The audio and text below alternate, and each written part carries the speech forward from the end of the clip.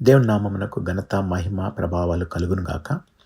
క్రీస్తునందు ప్రియ సోదరి, సోదరుడా, నాజరేత్ వినియార్డ్ మినిస్ట్రీ దేవుని సేవా పరిచర్య వ్యవస్థాపకుడు బ్రదర్ క్రిస్టఫర్ రాజా గారి పక్షంన మీకు శుభములు మరియు దేవుని ఆశీర్వాదములు తెలియజేయుచున్నాము. ప్రతిదినం దేవుడు అనుగ్రహించిన వాక్య ప్రత్యక్షతలను తెలుగులో అనువదించి ప్రసారం చేయబడుచున్నవి. ఈ వాక్య సందేశం మీరు విని ఆశీర్వదించబడాలని మా ప్రార్థన. నేటి దినం కొరకు మన ఆత్మీయ మేల నిమిత్తమై ఇవ్వబడిన దేవుని వాక్య ప్రత్యక్షత ఆదికాండము 12వ అధ్యాయము మరియు 1వ వచనము.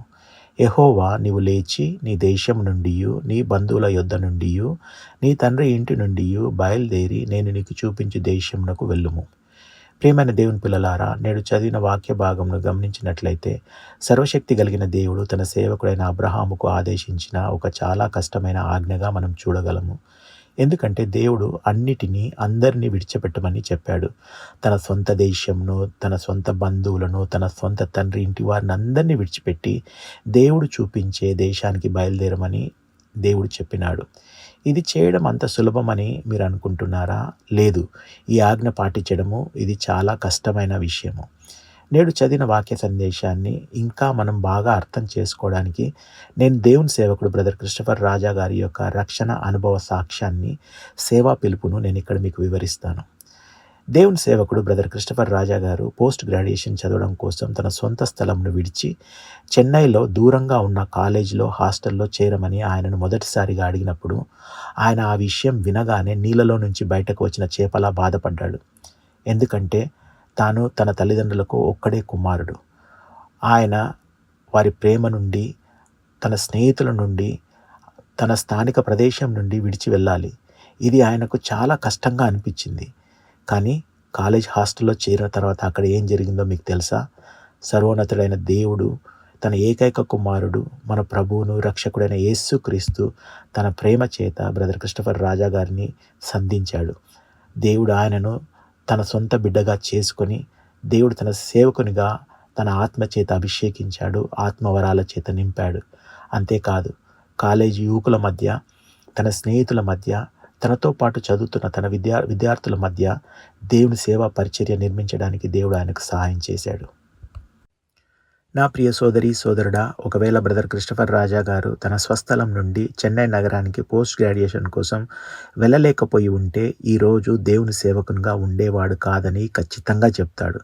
మీరు వినుచున్న ఈ వాక్య ప్రత్యక్షత ఉండేది కాదు. తెలుగులో వాక్యాన్ని ట్రాన్స్లేట్ చేసి ప్రసారం చేసి ఉండేవాడు అసలే కాదు. దేవుని సేవకుడు తన కుటుంబ సభ్యులను విడిచిపెట్టినప్పుడు అది చాలా కష్టం అనిపించింది. అది ఒక మెడికల్ ఆపరేషన్ లాగా దేవుడే బ్రదర్ క్రిస్టఫర్ రాజా గారిని తన కుటుంబం నుంచి వేరు చేసి చెన్నైలో ఉంచాడు. కానీ అక్కడే దేవుని సేవా పరిచర్య గురించి ఆయనకు ప్రతిదీ నేర్పించాడు. అందుకే క్రైస్తవ విశ్వాస జీవితం త్యాగాలతో కూడుకున్న ఒక జీవితం అని మనం అర్థం చేసుకోవాలి. కాబట్టి ఈ వాక్య సందేశం వింటున్న ప్రియ సోదరి, సోదరుడా, ఒకవేళ దేవుడు మిమ్మల్ని పిలిచినప్పుడు మీరు మీ చిన్న చిన్న ఆనందాలను దేవుని కోసం వదిలివేయాలి. చెడు సావాసాలను, చెడు అలవాట్లను, మీ నోటి నుండి పలికే ప్రతి చెడు పదాలని, బూతులను ప్రతిదీ విడిచిపెట్టి మీరు పూర్తిగా కొత్త వ్యక్తిగా రూపాంతరం చెంది మారాలి. మీరు చాలా ఇష్టపడే వ్యక్తులను వదిలివేయటం చాలా బాధాకరంగా ఉంటుంది. అది అంత సులభమైన విషయం కానే కాదు. కానీ దేవుని ఆజ్ఞ విని విడిచిపెట్టగలిగినవి అన్నీ విడిచిపెట్టినప్పుడు దేవుడు మీ చదువులోనూ, మీ వివాహంలోనూ, మీ వ్యాపారంలోనూ, దేవుని సేవా పరిచర్యలోనూ ప్రతి దానిలో మీకు ఒక కొత్త మార్గాన్ని చూపిస్తాడు. మీరు మీ జీవితంలో కొత్త ఆశీర్వాదాలను అనుభవిస్తారు. అప్పుడు సర్వశక్తి కలిగిన దేవునితో క్రైస్తవ విశ్వాస జీవితము చాలా ఆసక్తికరంగాను, చాలా మహిమాన్వితంగాను ఉంటుంది.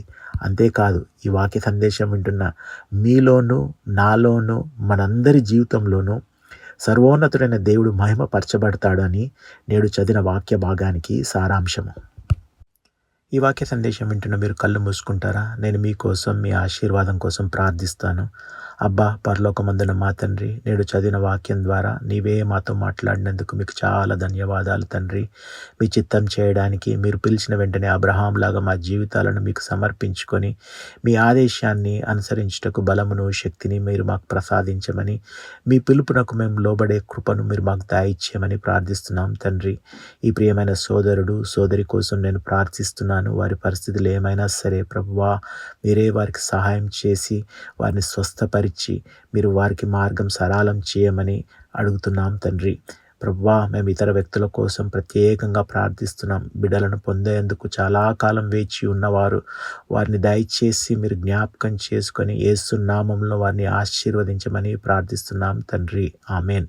దేవుడు ఈరోజు మీకు అండగా ఉండి మీకోసం మార్గం సరళం చేయునుగాక. ఆమేన్.